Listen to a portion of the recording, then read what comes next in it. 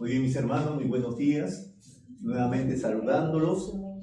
Y qué lindo estar en la presencia de nuestro Señor y poder, pues, compartir de su palabra y que sea Dios quien nos hable a través de ella. Gracias por la lectura que hemos tenido sobre el libro de los Hechos, capítulo 17, y lo hemos tenido del versículo 16 hasta el versículo 34, donde nos narra la experiencia vivida por el apóstol Pablo en Atenas, en una colina llamada el Areópago, donde Pablo va a enfrentar a un mundo idólatra, como nosotros también, de una manera u otra, nos ha tocado enfrentar. Bueno, el título del mensaje tiene La iglesia frente a un mundo idólatra. Antes de continuar, vamos a pedir que sea Dios, a través de su Espíritu Santo, quien use su palabra, quien toque nuestros corazones, y que nosotros podamos preparar nuestros corazones para poder responder al mensaje suyo. ¿Qué es lo que Dios quiere de nosotros? Inclinamos nuestras cabecitas y vamos a orar. Padre Santo, Señor de los cielos, le damos gracias y lo hacemos en el nombre de Cristo Jesús. Le damos gracias, Dios, porque usted nos permite, Señor, poder abrir su palabra. Y rogamos, pedimos que sea el Espíritu Santo que con toda libertad, Señor, trate en nosotros. Dios, preparamos nuestros corazones, Señor, en forma muy humilde, a responder, Señor, su mensaje. Estar atentos, Dios, a su palabra, y que, Padre, usted sea quien nos hable. De esa manera pedimos, Señor, que yo sea minimizado y que la gloria sea solamente suya. En el nombre de Jesucristo. Amén. Bien, hermanos, iniciamos pues este tema, ¿no? La iglesia, nosotros, frente a un mundo idólatra. Los días de Pablo podemos ver en forma escritural sus experiencias, sus vivencias, y vemos que Pablo enfrentó al mundo de sus tiempos. El mundo de sus tiempos habrá sido un mundo muy diferente al nuestro. El hombre era diferente, el pensamiento del hombre ha variado. Hay cambios abismales entre lo que pensaban en el siglo I al hombre del siglo XXI. En sus tiempos ya había pensamientos filosóficos. Enfrentaba una moral distinta a la moral cristiana y a su vez también enfrentó a una religiosidad idólatra, ¿no? Hoy también nosotros nos ha tocado enfrentar a nuestro mundo. Y nuestro mundo tiene ciertas filosofías, ciertos pensamientos, ciertas religiosidades, ¿no? Pero ante eso, nosotros también, como Pablo tuvo que enfrentar al mundo de sus tiempos, a nosotros también nos ha tocado un rol, un papel, nos ha tocado también una función que debemos nosotros ejecutar como cristianos de estos tiempos. Los cristianos de estos días, ¿qué debemos hacer? Hablemos un poco en primer lugar, como vemos en la pantalla, sobre el mundo en la actualidad. Estamos hablando de este mundo moderno, de este mundo del siglo XXI, ¿no? Lleno de adelantos, llena de ciencia, llena de vivencia quizás. Muy diferente, porque la ciencia en los últimos años, cómo ha avanzado, cómo se ha desarrollado, cómo ha crecido. Pero, penosamente tenemos que decir que el mundo trata de vivir un mundo muchas veces sin Dios. Se conduce sin Dios. En sus vidas tratan de vivir el éxito elevado a un culto a sí mismo, ¿no? ¿Quién es su Dios? Muchas veces el hombre mismo. El hombre mismo tiene un ego tan elevado que trata de desarrollar, ¿no? Exaltando muchas veces, ¿no? Mostrando ese ego sin frenos, lo que genera ir en búsqueda de la felicidad. El hombre quiere ser feliz, busca ser feliz de una manera incorrecta, pero quiere ser feliz. Tal vez en la vivencia sexual, tal vez en la vivencia religiosa, tal vez a través del poder buscar la felicidad en los placeres, en las bebidas, en las drogas. Busca el hombre la felicidad, pero una felicidad sin freno, resaltando y tratando de lograr su propio confort, su propia vivencia, tratando de sentirse bien, tratando de muchas veces de hacerse, pues, de un mundo que en realidad no le pertenece, ¿no? Tratando de vestir con ropas de marca, sentirse bien de esa manera. Jóvenes con zapatillas muy buenas, muy costosas, de marca, ¿no? Buscando también en nuestros hogares artículos de primera, por citar. Casi la mayoría de los jóvenes quieren adquirir pues celulares, estar al día con los últimos celulares, ¿no? Éxitos económicos, como si el nivel de la felicidad va a ser desarrollada y vamos a lograrlo a través de cuánto tienes. Sigue ese pensamiento, ¿no? ¿Cuánto tienes? ¿Cuánto vales? En lo social se genera así. Podemos seguir hablando de un mundo actual donde también se busca llenar ciertos vacíos, ciertas cosas, para que eso me llene de felicidad. Disfrutar, llenarme de satisfacciones. Es el mundo actual. Ese mundo que se considera, que se cree muy sabio, ¿no? Presentándose, ¿no?, cada vez nuevos inventos. Citamos, por ejemplo, ¿no?, como los equipos celulares que todos queremos poseer. Bueno, lastimosamente, todos queremos eso, pero lastimosamente digo porque tratamos de quitar a Dios de encima, quitar a Dios de nuestra vida para buscar ciertas vivencias. Por ejemplo, la vivencia de la inteligencia artificial. ¿Qué es la inteligencia artificial? Se escucha bastante de ello, se enfatiza bastante ello. La que busca a través de las máquinas imitar o aún superar la función intelectual humana. Esa inteligencia intelectual que es a través de los artefactos, como un celular, como una computadora, máquinas que reemplacen al hombre. Yo ya no necesito 20 trabajadores, puedo comprar un par de máquinas que los pueda superar. Muchas cosas se están generando a través de esos inventos, porque los conocimientos van en avance, la tecnología va desarrollándose cada vez más, que crece. Pero paradójicamente, aunque la ciencia va creciendo, los inventos se van desarrollando, ¿qué está generándose? Que muchas veces el mundo se va hundiendo cada día más en su inmoralidad. La moral no tiene freno en su inmoralidad. No hay conciencia de ello.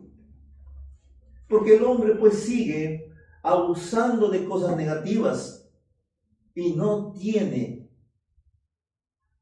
una conciencia que le remuerda, que le haga ver pues que están obrando mal, que estamos haciendo mal dentro de ese mundo de corrupción, dentro de ese mundo pues que se muevan muchas cosas bajo la mesa.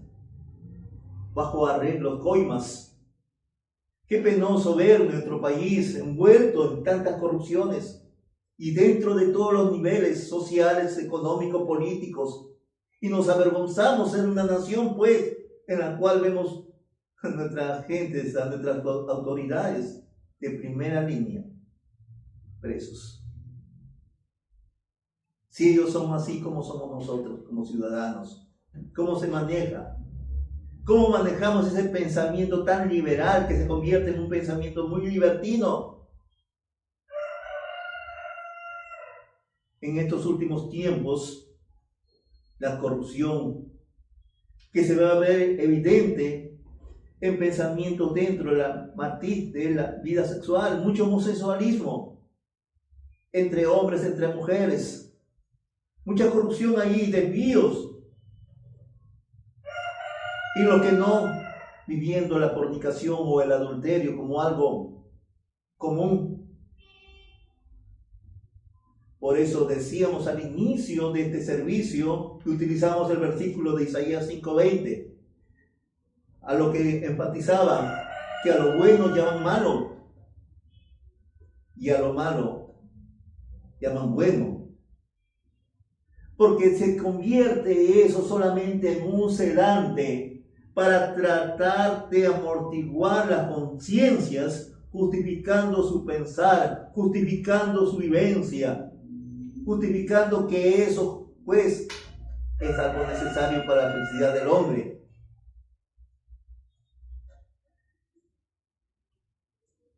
En ese mundo estamos. Un mundo corrompido.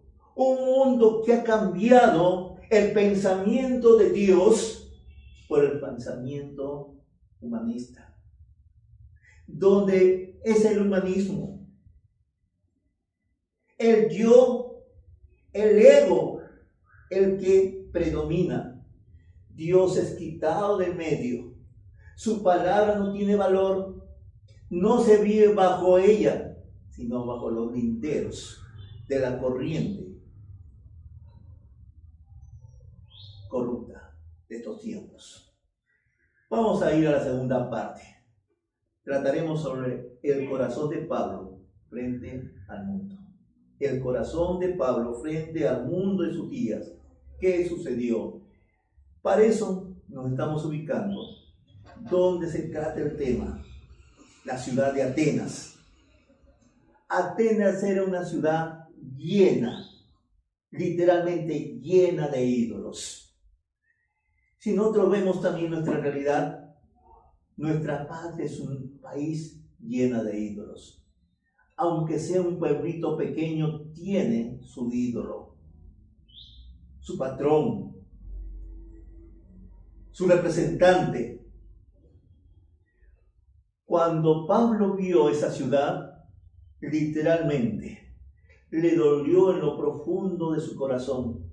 Al contemplarlos, su alma vivió ese sentir, ese dolor.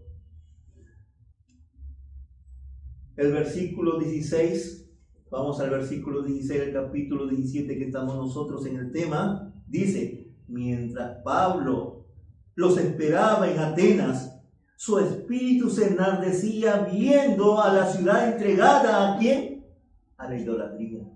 La ciudad se había vuelto idólatra. El hombre tenía como eje su vida la idolatría. Eso generó una respuesta en Pablo. Su espíritu se enardecía, o sea, él se indigna. Él siente dolor, se siente incómodo, se entristece. Le dolió profundamente ver que el hombre no quería saber del Creador, buscaba reemplazarlo por otros dioses, otras figuras, Dios de esto, Dios del otro, olvidándose de su condición de ser creado. La ciudad de Atenas, en ese tiempo quizás no prevalecía, no era tan famosa, no era conocida como una ciudad política ni económica, sino era más bien un centro intelectual, donde había por ahí muchos pensadores que han aportado filosofía a la humanidad. Es la cuna de Sócrates, de Aristóteles, de un Platón, que hasta ahora seguimos estudiando sus enseñanzas en los colegios. Pero a pesar de esa base cultural, de esa base intelectual y religiosa, ella vivía una ceguera espiritual, de tal manera que personajes como Pretonio decían: ¿saben qué? Es más fácil encontrar en esta ciudad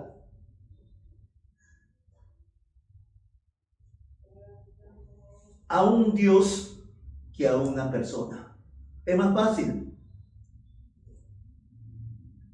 Porque en Atenas conocemos más a los dioses que a las personas, a los ciudadanos, a los vecinos.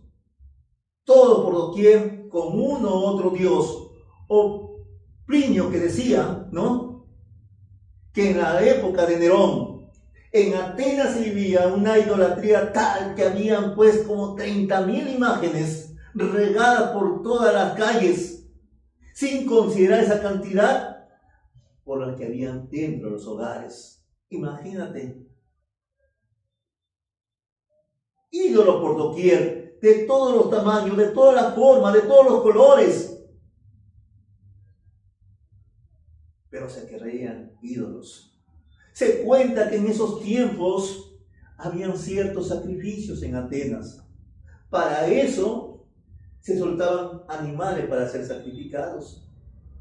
Los animales corrían espantados. Donde el animal se paraba, luego de correr agitado, entonces significaba ahí se ha parado este animal, lo capturamos y hay que sacrificarlo para este Dios. El otro animal al otro Dios. Y por ahí, si por si acaso un animalito se ubicaba en un lugar donde no había un ídolo, entonces esos animalitos eran sacrificados para un ídolo desconocido. Un ídolo desconocido. Esa era la vivencia. Ahora han pasado muchos tiempos. Estamos hablando de 21 siglos. Y si por allí tuviésemos esa oportunidad, y creo que la mayoría quisiéramos tener esa oportunidad, de darnos un viajecito, un viaje de turismo a Europa, y quisiéramos llegar a esos lugares. De hecho, que en el paquete me gustaría, pues, conocer Atenas. Ver el esplendor de la vieja Europa. Ver sus monumentos. Ver por dónde hubo el caminar de un Pablo, que llegó a ese lugar, que predicó en ese lugar. Yo lo estoy visualizando en estos momentos en un pensamiento de paseo, de turismo. Pero Pablo, cuando llega en esa ciudad, no la ve así. No la ve como un lugar de turismo, oh, qué lindo, qué belleza, ¿no? Sino como una ciudad que le llegó a su sentimiento, a su dolor, porque era una ciudad sin Cristo, una ciudad sin patrón bíblico, una ciudad que no temía a Dios, una ciudad sin Dios. Y eso significaba que esos ciudadanos, que esas personas que estaban allí con sus vivencias idólatras, tenían al final un destino. Y no hay otro destino de una persona que no tiene a Dios que los mismos infiernos, para pagar las consecuencias de su propia vida de pecado. Por eso es que Pablo sufría en su corazón, sabiendo cuál es el destino de esas personas, sabiendo el final. viendo esa corrupción mental, ese desvío en sus pensamientos, abandonando al Dios creador por otros falsos dioses. Hoy también nos toca a nosotros ver que esa realidad en el hombre no ha variado, que sigue el hombre buscando ídolos que llenen el lugar que le corresponde a Dios. Aunque tal vez nosotros no veamos tantos ídolos de yeso o de piedra, sino hoy por hoy vemos ídolos modernos. Creo que de una manera u otra, el mismo diablo, Satanás, también se ha modernizado. Ha pensado cómo llegar al hombre de ahora, a este hombre moderno, a este hombre que tiene un ego elevado, que busca llenarse de satisfacciones, ¿no? Y ha creado otros ídolos. ¿Qué son los ídolos? Son todas las cosas que llenan nuestras vidas reemplazando a Dios, quitando a Dios de nuestro ser, quitando a Dios de nuestro pensamiento, de nuestras acciones, para ubicar allí algo que cubra eso, como puede ser, y lo que busca la mayoría, el dinero, el poder, la fama, el hecho de llenar mi ego con ser yo querido, bien recibido, bien tratado, lograr estudios, ser un gran señor, o llenarme a través de las satisfacciones, los placeres, cosas que llenen mi ego, mi felicidad, aunque sea pasajero. Si esto no cubre, habrá otras cosas que cubren. Buscar de esa manera el disfrute momentáneo, porque todo es momentáneo. Por eso es que muchas veces dejamos a Dios a un lado de mi vida para llenar ese vacío por otro Dios, ¿no? Pasamos al tercer punto. Si esto es así, que la idolatría es parte de nuestra vida, si esto es la vivencia del hombre actual, que no ha sido radicado desde el inicio, cuando el diablo le tienta a nuestros primeros padres y le dice, ¿saben qué? Seréis igual a Dios. Cuando busca Satanás ser igual a Dios, quitando la atención al Creador para él ocupar ese lugar, el hombre también hasta ahora sigue pensando igual. ¿Qué hace la iglesia? ¿Cómo enfrenta la idolatría de este mundo?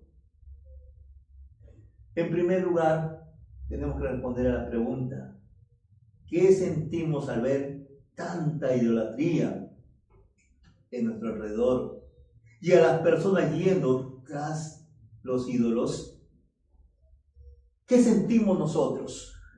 Ver nuestras costumbres, nuestra cultura actual, ver a los hombres tras ídolos. Y eso, que nosotros somos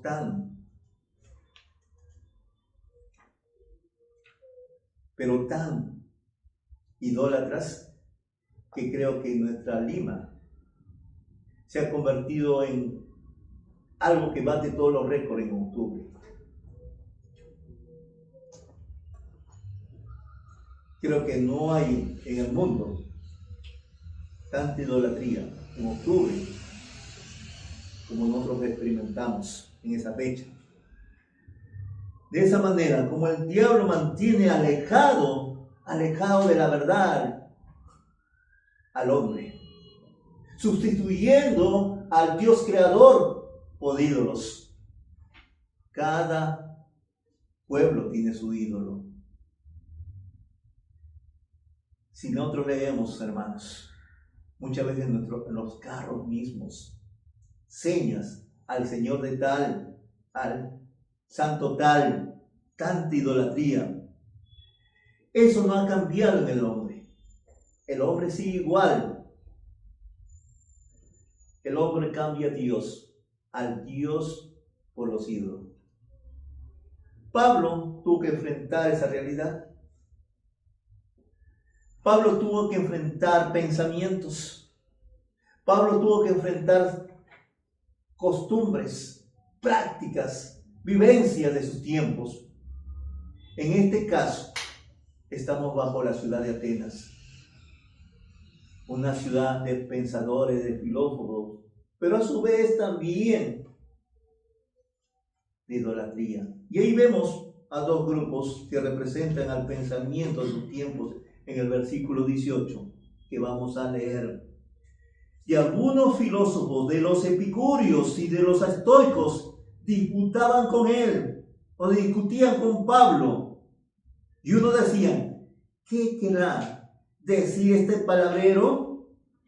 Menospreciando de alguna manera a Pablo. Y otros, parece que es predicador de nuevos dioses, porque les predicaba el evangelio de Jesús y de la resurrección.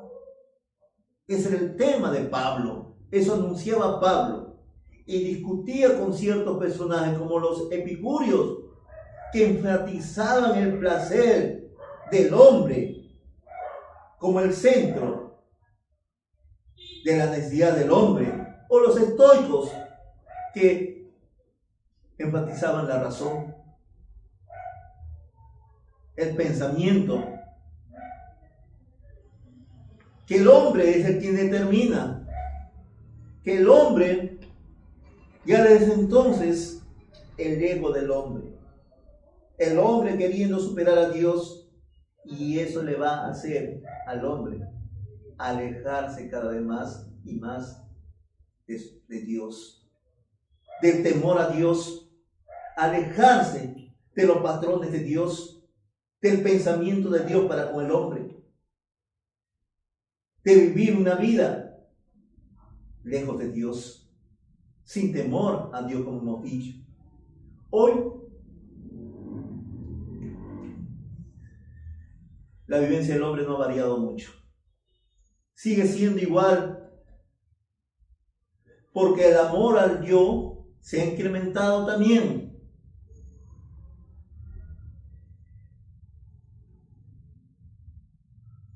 Ser nosotros siempre los primeros. ¿Cómo nos amamos a nosotros mismos? Muchas veces nuestro egoísmo sobrepasa a unos senderos. Queremos el deleite nuestro, sin pensar muchas veces en otras personas. Por ejemplo, hemos citado acá como ejemplo, como una manifestación muchas veces del yo, los selfies. Pues ahí yo salgo primero, ¿no? Luego el resto. El yo.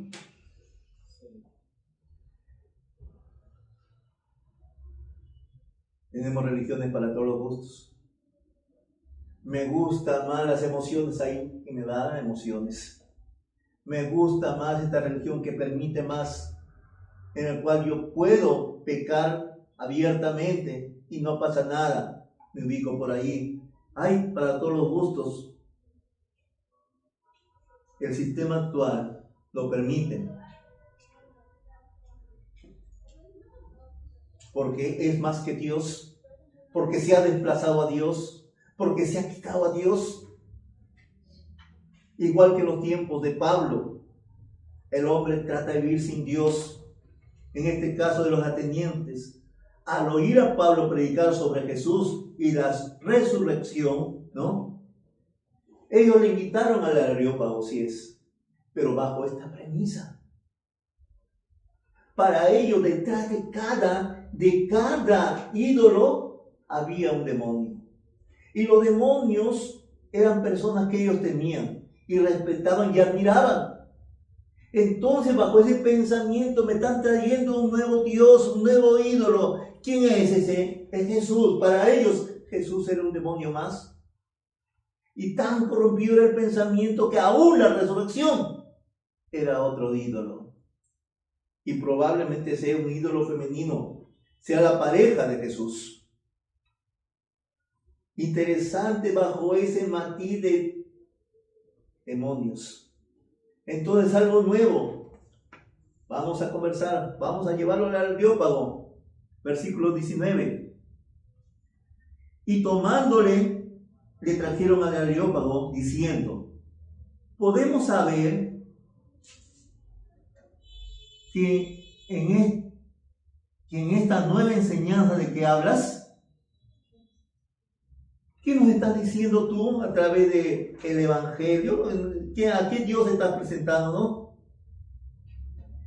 Pablo, que era un hombre muy intelectual por su formación, que era un hombre con un corazón evangelístico, y él con esa preocupación de que esa gente necesita escuchar de Dios, necesita conocer a Dios, necesita llegar a Dios arrepentido. Pero ¿cómo les predico? Hermanos, al que le falta sabiduría hay que pedirle al Señor, y Dios les dio sabiduría. Pablo, de una manera muy sutil, muy inteligente, les presenta el Evangelio de Dios, utilizando a esas imágenes del Dios no conocido que ellos adoraban, con su preocupación por si acaso existe un Dios de tantos que tenemos, de cientos, de miles que tenemos, y ese Dios no vaya a ser que nos castigue porque no lo adoramos. Pablo, de esa manera sutil, va a presentar a Jesucristo. Versículo 23, leamos por favor. O vamos a leer desde el 22. Entonces Pablo, puesto en pie, en medio del Areópago, dijo: varones atenienses, en todo observo que sois muy religiosos, son bastante idólatras. Porque pasando y mirando vuestros santuarios, hallé también un altar en el cual estaba esta inscripción: al Dios no conocido, al que vosotros adoráis, pues sin conocerle, es a quien yo os anuncio. En otras palabras, ¿sabe? Ustedes no lo conocen, yo sí lo conozco. Yo sé hasta su nombre. ¿Sabe cómo se llama? Jesús. Jesús.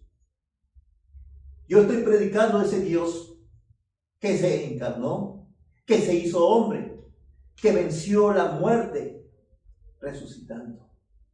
Ese Dios nos ama. Ese Dios les busca.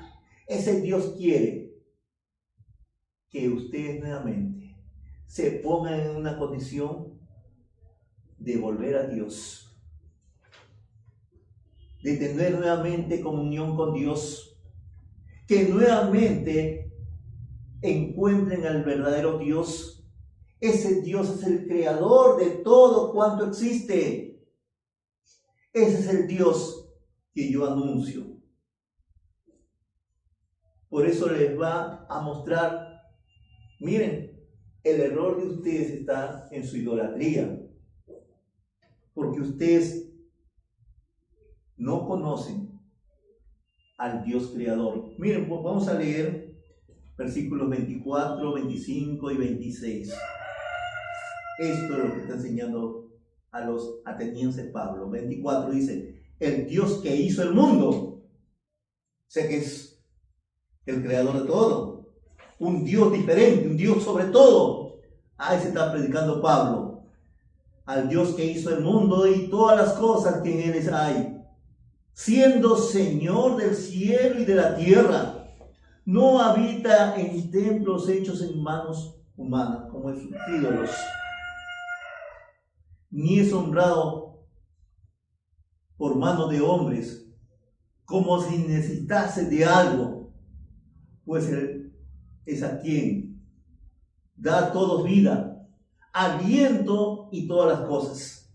Ese Dios estoy anunciando, al Dios que da vida, el Dios poderoso, el Dios que no necesita de nada, que no necesita quien le cargue, quien le haga imagen, al Dios creador de todo anuncio.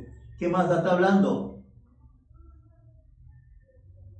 Y de una sangre ha hecho todo el linaje de los hombres, para que habiten sobre toda la faz de la tierra, y les ha prefijado el orden de los tiempos y los límites de su habitación.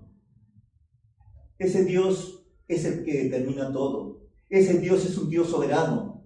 Ese Dios maneja todo. Ese Dios que yo estoy presentando. Versículo 27. Para que busquen a Dios, si de alguna manera palpando puedan hallarle, aunque ciertamente no está lejos de cada uno de nosotros. Ese es el Dios que está anunciando Pablo. Un Dios creador, creador del universo, que está sobre todo, que tiene todo dominio. Y ese Dios no está limitado a esculturas sin vida, porque el Dios que yo anuncio es el único Dios, y por tanto es el único Dios que da vida, porque es el creador. Miren a ese Dios, porque no hay más Dios que Él. Mis hermanos, pero la realidad actual, como en esos tiempos, es que si la gente no lee la palabra de Dios, no lee el mensaje de Dios, ¿qué genera en la gente? Un pensamiento distorsionado de Dios, por lo que se escucha, por lo que se ve, y no por la palabra de Dios. Es lo que me pasó a mí. Yo tenía en mi niñez, en mi juventud, un pensamiento totalmente desdibujado de Jesús. Me da pena Jesús, verlo colgado allí en una cruz, tan flaquito, tan débil, con facciones tan femeninas. Mas cuando vi al Cristo de las Escrituras, un Cristo con autoridad, con personalidad, y a su vez lleno de amor y misericordia, un Cristo totalmente distinto al Cristo de las Escrituras. Ese Cristo, a pesar que era Dios encarnado, ese Cristo me amaba de tal manera que se dio por mí y murió por mí para mi perdón. Las cosas fue cambiando en mi pensamiento hacia Dios que había escuchado al Dios que había leído. Pero el mundo, si no lee la palabra de Dios, va a vivir esa distorsión sobre Dios. Así la gente, algunos van a pensar que no tienen esa idea de que Dios es un Dios distante e indiferente hacia nosotros. ¿Cómo ese Dios se va a preocupar de mis necesidades, de mi problema? ¿Por qué Él es tan grande y yo soy tan pequeño? Distorsión. Limitan a Dios. Él está preocupado en otras cosas. No, Dios tiene capacidad de todo. Él lo sabe todo. Peor aún, dice, ¿no? Muchos creen que Dios solo es amor. ¿Y cómo se anuncia? Se habla de ese Dios de amor nomás. Por tanto, el resultado todo lo permite, todo lo perdona. Ese Dios me da a mí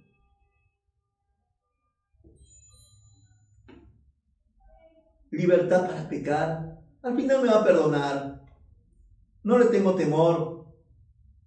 Es un Dios de amor, muy misericordioso. Ese Dios, pues, me da ciertas libertades para vivir una vida pecaminosa. Pero Él, hermanos, tiene un atributo, que también es un Dios de justicia. Así como es un Dios de amor, también es un Dios justo. Un Dios santo. Por eso demanda en mí arrepentimiento.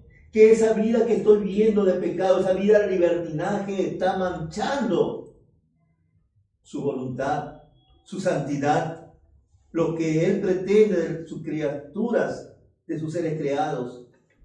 Él quiere que volvamos a Él, pero bajo un patrón, el patrón del arrepentimiento. Deja ya el pecado, deja ya esa vivencia, deja ya los ídolos y ven a mí, al único Dios soberano, al único Dios creador.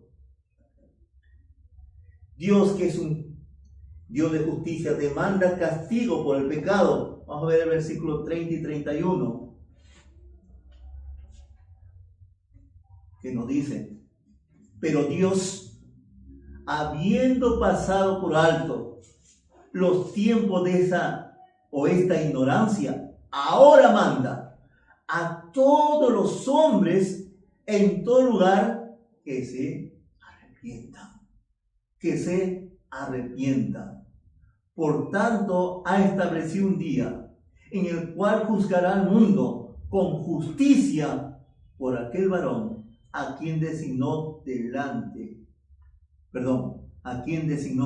dando fe a todo por haberle levantado de los muertos. Dios es un Dios de justicia y un día juzgará. ¿Qué pide ahora? Arrepiéntanse. Arrepiéntanse. Cambien vuestros pensamientos. Cambien su manera de actuar frente a ese Dios.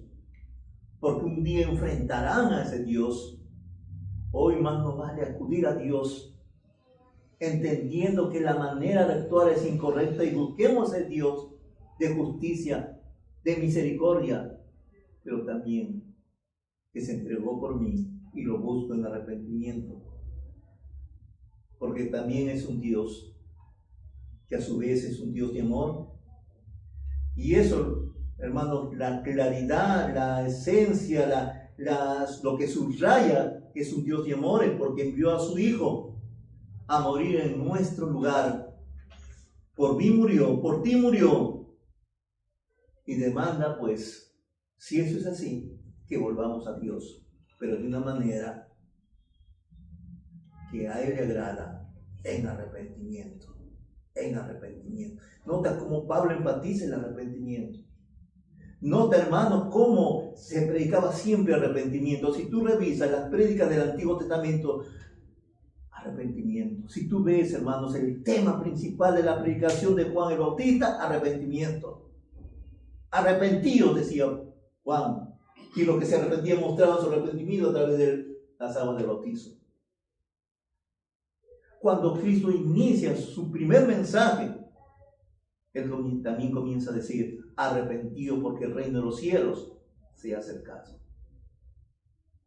El apóstol Pedro, que fue el primer predicador, cuando comienza a anunciar el evangelio del reino de los cielos, y abre la condición del hombre pecador, que se va a ir a la condenación. La gente preocupada le dice: ¿qué haremos, Pedro? Y Pedro responde: arrepentirse. Arrepentirse. Si tú revisas la primera predicación, y después va a continuar con ello, pero el primer mensaje del apóstol Pablo, el tema es arrepentimiento. Arrepentimiento. Acá nuevamente Pablo está diciendo: arrepiéntanse. Dios quiere que el hombre venga y cambie su manera de actuar, cambie su manera de pensar, arrepentidos. Y la manera de concluir esto, porque si hemos escuchado esta demanda de Dios, ¿qué vamos a hacer ante eso? Y hemos notado tres cosas. La primera: hoy las personas tienen mayor necesidad por Jesús que por el mundo. Que entiendan eso. ¿Qué le ofrece el mundo? Les ofrece ídolos, dinero, fama, poder. Pero la necesidad, eso no va a satisfacer lo que necesita el alma. El alma es eterna, el dinero se acaba, el disfrute de ellos se termina. Necesitamos de Dios. De Dios es la mayor necesidad del hombre. Su vida eterna. Todo el resto es pasajero. Punto 2. Entender que el mensaje del Evangelio no está completo, mis hermanos, si no hay arrepentimiento.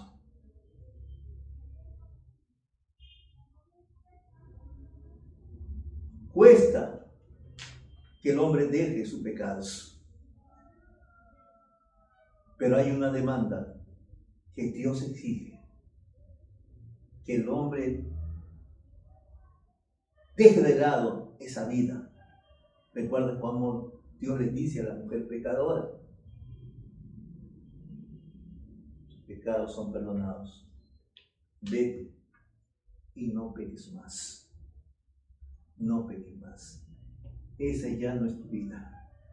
Cuando tenemos que acudir a Dios, bajo ese patrón tiene que ser: somos limpios para no seguir viviendo así. Y no peques más. Arrepentimiento. Siempre Dios ha demandado transformación, cambio, de manera que el que está en Cristo, nueva criatura es. Un cambio que quiere de alguna manera entendamos que es un nuevo nacimiento en nosotros.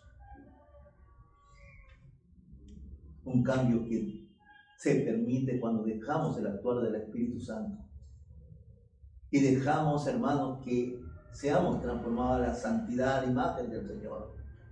Ser santos, porque sin santidad nadie verá a Dios. No podemos decir y estar seguros, ¿no? Sí, Dios me ha perdonado, pero yo sigo pecando. No es así, por ahí no van las cosas, hermanos. De alguna manera no está manifestando temor a Dios, respeto a Dios. Recuerda que hay un Dios de justicia.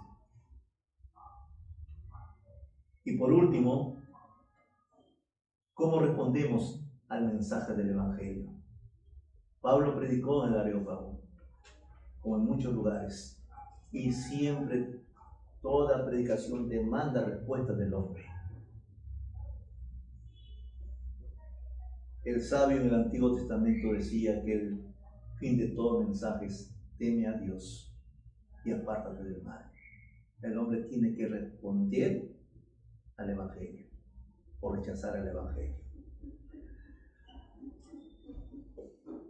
O preferimos seguir con las corrientes de las prácticas, de la filosofía, de la ética del mundo, muchas veces pecaminosas.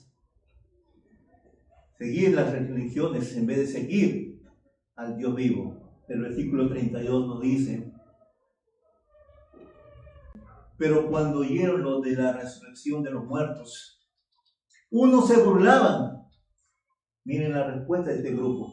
Unos se burlaban y otros decían: ya te oímos acerca de esto otra vez. Miren este grupo. Otros se mofaban del Jesús que predicaba Pablo. Otros decían: ¿sabe qué? En otra oportunidad, charlatán, palabrero, te oiremos. 33 dice: así Pablo salió de en medio de ellos. Pero miren lo que dice el 34. Mas algunos creyeron, juntándose con él, entre los cuales estaban Dionisio el Areopagita, una mujer llamada Dámaris y otros con ellos. Dos grupos: los que rechazaron, los que se burlaron, los que dijeron otra vez y los que dijeron ya no, ya.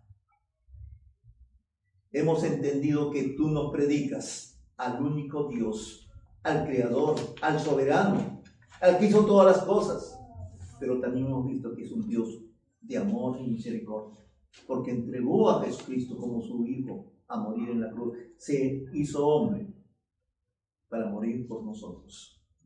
Pero también entendemos que ese Dios no tan solamente es amor, sino también es justicia. Que un día cada uno de nosotros tendremos que enfrentar a ese Dios. prefiero hoy día arrepentirme y venir a Dios. Y decido acercarme a Dios en arrepentimiento. Dos grupos, los que rechazan y los que aceptan. ¿A qué grupo pertenecemos? Y quiero también enfatizarte, iglesia. Si tenemos que enfrentar a un mundo así, ¿sabes qué cosa? Cuando predicamos el Evangelio, siempre vamos a encontrar esos resultados también nosotros. Personas que van a rechazarlo, pero también como ellos van a haber personas que se añadan, que se junten a nosotros, a la fe en Cristo, a seguir a Cristo, a seguir la santidad, seguir el pensamiento divino a través de su palabra. Dios obrará porque el Evangelio tiene el poder de Dios. El Espíritu Santo actuará convenciendo al hombre de pecado, de justicia y juicio. Podemos acudir a Él. Él está llano a recibirnos, llano a perdonar, que nos arrepintamos para no seguir en el pecado y recibamos a Dios como nuestro Señor y Salvador. Y Dios transformará nuestra vida. El que esté en Cristo nueva criatura es, las cosas viejas pasan. Todo sea para la gloria de Dios, que el verdadero confort, paz, seguridad, todo tiene un solo nombre: Dios en nosotros. Nada es mejor que Dios en nuestra vida. Él lo llena todo y satisface toda nuestra necesidad.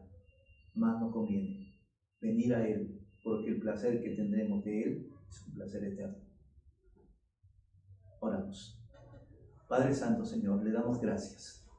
Gracias, Dios bendito, por todo lo que ha hecho por nosotros, a pesar de todo lo malo que somos nosotros.